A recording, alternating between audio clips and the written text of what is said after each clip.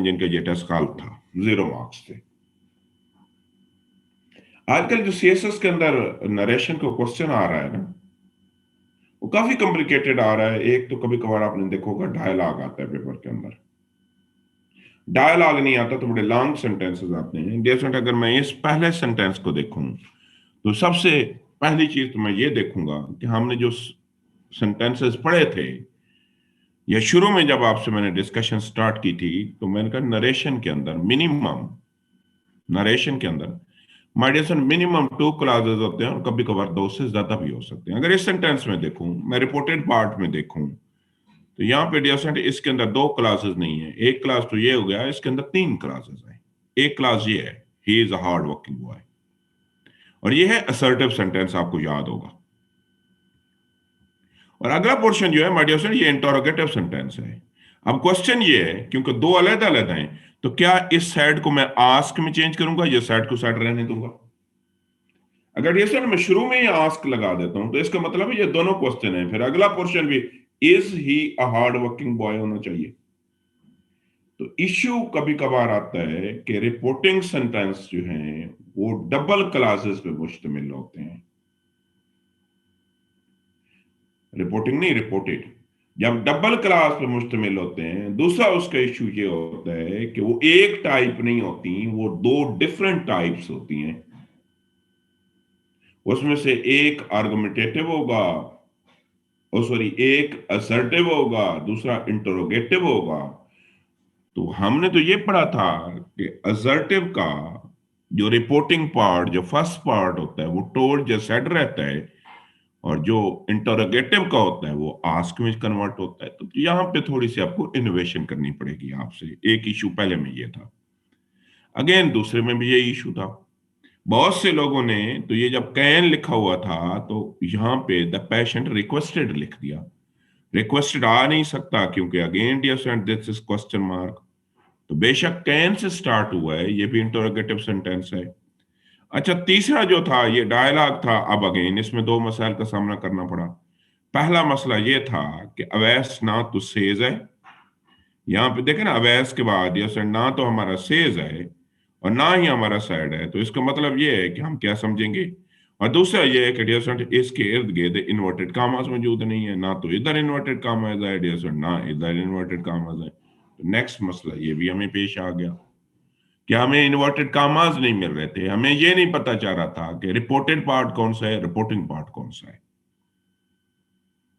My dear friend, ये तमाम के तमाम वो सेंटेंसेस हैं जिसमें थोड़ी सी आपने इनोवेशन करनी थी, जिसमें आपने माइंड एप्लीकेशन करनी थी। तो अगर मैं इनको चेंज करूं तो डियर फ्रेंड, जो पहला सेंटेंस है मैं ये इसको करूंगा ही टोल्ड मी, क्योंकि यहाँ पे मी मौजूद था, that he was a hard working boy, और अपनी तरफ से थोड़ी सी इनोवेशन की, और अपनी तरफ से इनोवेशन करके आस लिखा, क्योंकि अगला सवाल जो था हमने क्वेश्चन खत्म किया। आप एंड आस्क नहीं करना चाहते तो पूरा रिपोर्टिंग को रिपीट कर दें। रिपोर्टिंग पूरा क्या था, एंड ही आस्क्ड। और आप इवन डियर स्टूडेंट ये भी कर सकते हैं कि अगर ये भी नहीं करना चाहते हैं तो आप इनको 2 अलग अलग सेंटेंस बना दो। आप लिखो he told me that he was a hard working boy, और फुल स्टॉप करके डियर स्टूडेंट इसको सेकंड पोर्शन में लिखो। अब दूसरा मसला क्या है, आप ये भी लिख सकते हो, the patient greeted the doctor with good morning and asked if he could. अच्छा, अब आते हैं डायलॉग पे। डायलॉग का इशू ये होता है कि डियर स्टूडेंट, अगर ना इसके अंदर टाइम का नहीं पता होता, टेंस नहीं होता, जब टेंस नहीं होता तो आपने अपनी मर्जी करनी है। आप अवैस सैड भी लिख सकते हो, आप अवैस सेज भी लिख सकते हो। मेरी एडवाइस ये है कि अवैस सेज लिखो, क्योंकि प्रेजेंट करोगे और तो चेंजेस कम करनी पड़ेंगी। और दूसरी बात कि डायलॉग इट सेल्फ जो होता है ना, ये जो पोर्शन है इसको समझो। जो डायलॉग इट सेल्फ होता है, आप इसको समझो this is in inverted commas. ये पोर्शन आपने समझना है कि ये इन्वर्टेड कॉमास के अंदर है ये पोर्शन। तो अब इसको हमने क्या चेंज किया डियर स्टूडेंट, इसको जब हमने चेंज किया तो मैंने लिखा Awais asked how he is, क्योंकि आस्क लिखूंगा तो टेंस चेंज नहीं करूंगा। और मैं ये भी लिख सकता हूं Awais asked how he was. Awais asked how he was. ठीक हो गया। अब इसके मतलब जो क्वेश्चंस हैं क्वेश्चन करें, then I will move forward. अगर किसी का क्वेश्चन है तो आप हैंड रेज करें, मैं आपको जवाब दूंगा। देन आगे की तरफ हम कुछ डायलॉग की तरफ आ जाते हैं। मैं यहाँ पे ये एक पेपर देखें, ये किसी स्टूडेंट का पेपर था, ये नीचे डेट भी लिखी हुई है, इसको जरा पढ़ें। सेम टेस्ट डियर स्टूडेंट, मैंने ये कोई आज से 5 साल पहले एक क्लास में दिया था, ये डेट लिखी हुई है। Class was again consisted on more than 50 people, और वो उस पूरी क्लास में सिर्फ एक स्टूडेंट ने ये सही किए थे। और जैसे जिस स्टूडेंट ने सही लिखे थे उसके ये मैंने उसके लिए कमेंट्स लिखे थे, आज से 5 साल पहले की बात है। मैंने कहा very good, and you can snatch a position in CSS, और नीचे मैंने ब्रैकेट में लिखा हुआ among top 10, and yes she got the first position. ये मलिया इसरार का पेपर है, ये आज भी उसकी वेबसाइट उसकी फेसबुक पे पड़ा हुआ है। बात ये है माय डियर स्टूडेंट बेटे, जब आपने प्रैक्टिस करनी है ना, चीजों पर गौर करना है, तो काम तब बनना है, अदरवाइज नहीं बनना। अब लेट मी मूव फॉरवर्ड। जैसे आजकल आपको पता है कि हमारे पेपर के अंदर डायलॉग आ जाता है, इस टाइप का डायलॉग आता है।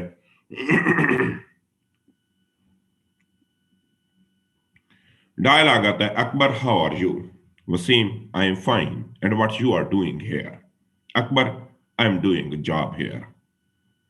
अगेन माय डियर स्टूडेंट, हमें दो मसाइल हैं।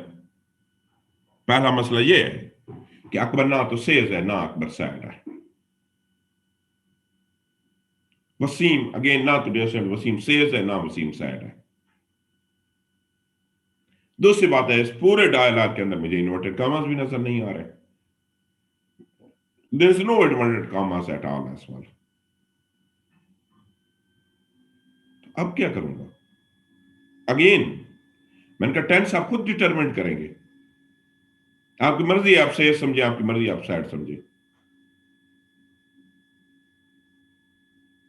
और डायलॉग इटसेल्फ जो होगा ना, इसको आप इन्वर्टेड कॉमास के अंदर समझेंगे। जब इसको मैंने चेंज किया, पहले मैं इसको प्रेजेंट में चेंज करूंगा। मैं क्या करूंगा, मैंने लिखा अकबर आस्क, क्योंकि क्वेश्चन था, वसीम हाउ ही इज। ज्यादा बेहतर यह है कि नाम लिख दे।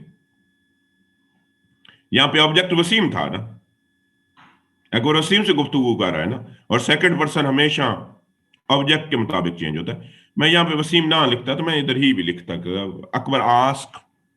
वैसे ज्यादा बेहतर है पहली दफा नाम ही आता है। Wasim replies that he is fine and further ask what Akbar is doing here. Akbar answer that he is doing a job here. और जैसे अगर मैं इसको पास में करूंगा तो मैं इस पहले आस्क आस्क को आस्क कर दूंगा, और आगे जितने भी मेरे टेंस हैं मुझे टेंस भी चेंज करने पड़ेंगे, मुझे सिंगल वर्ड भी चेंज करने पड़ेंगे। मैं लिखूंगा Akbar ask Wasim how he was, Wasim replies that he was, he is नहीं, and further ask Akbar was, Akbar answered that he was doing a job there. Here नहीं रहेगा, now this would be converted into there.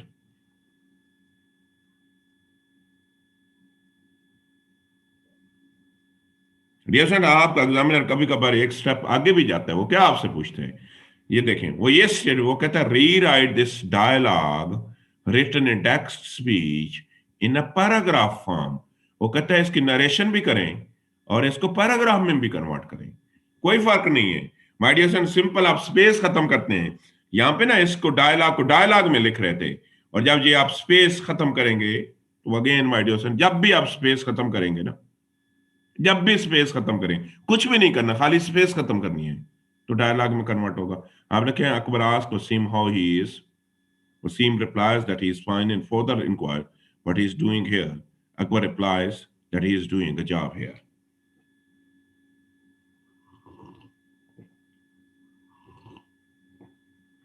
तो आप क्या करेंगे माय डियर फ्रेंड, कुछ भी नहीं करना, खाली स्पेस खत्म करनी है।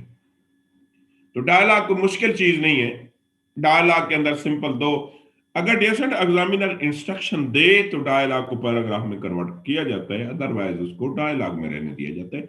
कोई फर्क नहीं है। देखो वही रूल्स है, खाली ये मैंने बुलेट्स में लिखे थे, डायलॉग में लिखा था, सारी वही बातें मैंने स्पेस खत्म कर दी, मैंने पैराग्राफ फॉर्म में कन्वर्ट कर दिया। कुछ भी ना कुछ ऐड किया जाता है इसमें, ना कुछ डिलीट किया जाता है इसमें, वही सेम ही रहता है। हाँ, अपनी तरफ से कनेक्टिविटी क्रिएट करने की वजह से फॉर द मोर और मोर ओवर दो चार ऐसी चीजें ऐड कर सकते हो।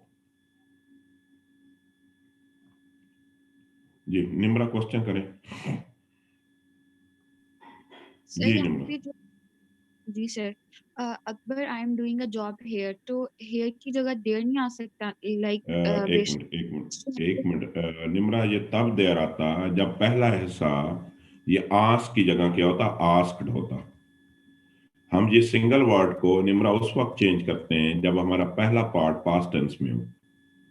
यहाँ पे देखें, एक मिनट, यहाँ पे देखें मैंने आस्क्ड लिखा था, क्या लिखा था जिसको मैं सर्कल कर रहा हूं, नजर आ रहा है? Yes sir. तो इसमें हेयर को मैंने किस में कन्वर्ट किया था, देयर में। देयर। क्यों लिखा हुआ है अनसर्ड? बेटा ये एक मिनट, इसकी अपना सेंस ही नहीं बनती है। आपको पता है उसने जवाब दिया था कि वो वहां पे जॉब कर रहा था, उसने जवाब दिया है। जब प्रेजेंट होता है तो प्रेजेंट के साथ देयर आता ही नहीं है, प्रेजेंट में हमेशा हेयर आता है।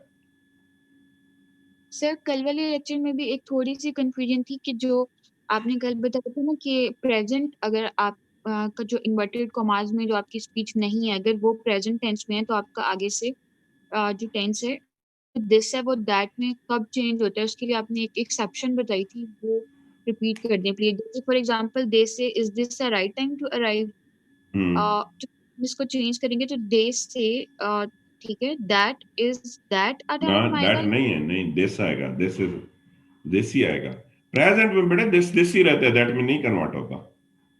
नहीं, कल आपने एक एक्सेप्शन बताई थी कि अगर यहाँ पे ऑब्जेक्ट होता है, लाइक होता है दे से टू देम या दे से टू मी, नहीं तब नहीं नहीं, वो दिस। और चीज थी, वो और चीज थी। मैंने कहा कि जब ऑब्जेक्ट मौजूद होता है ना, सेड जो होता है सेड नहीं रहता, सेड टोड में कन्वर्ट हो जाता है, उसमें दिस और दैट कोई नहीं था।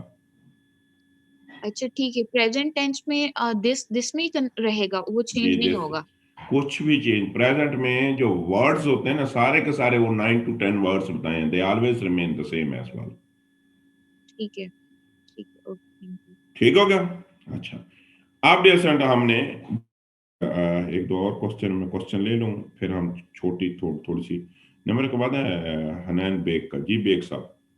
सर ये जो वसीम और अकबर वाली एग्जांपल है सर, इसमें आपने हम्म। पास्ट में भी करके दिखाया है और प्रेजेंट में भी, हम्म। तो सर दोनों करेक्ट है? दोनों करेक्ट हैं। देखो मैंने कहा डायलॉग में, किसमें, डायलॉग। डायलॉग में टाइम का जिक्र नहीं होता। अकबर वसीम को पता है कब कब की डायलॉग है? नहीं सर। तो बेटा फिर आपके पास चॉइस है। ठीक है सर, थैंक यू।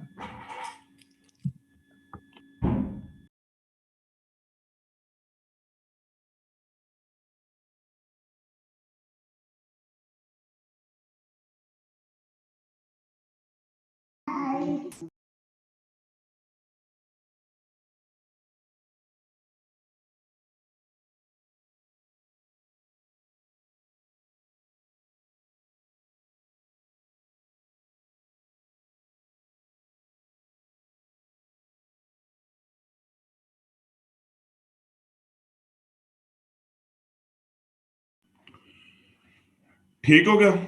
अच्छा, तो बेटे जब मैंने बताया कि जब डायलॉग होता है तो डायलॉग में टेंस अपना अपना, डायलॉग के दो तो इश्यूज होते हैं। पहला डायलॉग का इशू ये होता है कि ना तो सेज होता है ना सैड होता है, दूसरा इन्वर्टेड कॉमास नहीं होते। अच्छा, अब आते हैं, let me my dear son move forward. ये एक छोटा सा डायलॉग है, ये पेपर में प्रीवियस में आया हुआ है, मैं इसको रीड आउट कर देता हूँ जरा। इसको आपने चेंज करना है, पहले प्रेजेंट में चेंज करना है, then you are suppose to change this into past, दोनों में करना है। और पैराग्राफ फॉर्म में करें या ना करें, पैराग्राफ फॉर्म में एग्जामिनर कह भी दे तो कर देना है, कुछ भी नहीं होता, खाली स्पेस चेंज करनी होती है। मैं रीड आउट करता हूँ। Helen, mister West, what has happened to John? Mister West, he has left the company. Helen, why has done that, Mr. West? He asked me for a rise, but I did not give it to him. Helen, why didn't you give him a rise, Mr. West? Because he was lazy. Helen, has he found another job?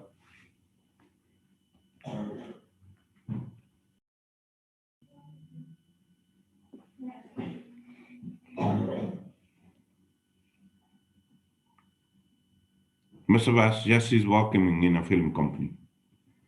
Helen, what is his salary like, Mr. West? I think he earns quite a lot. Helen, does he like the new job? Mr. West, I do not know. पहले इसको present में करना है, then dear sentence को आपने past में करना है.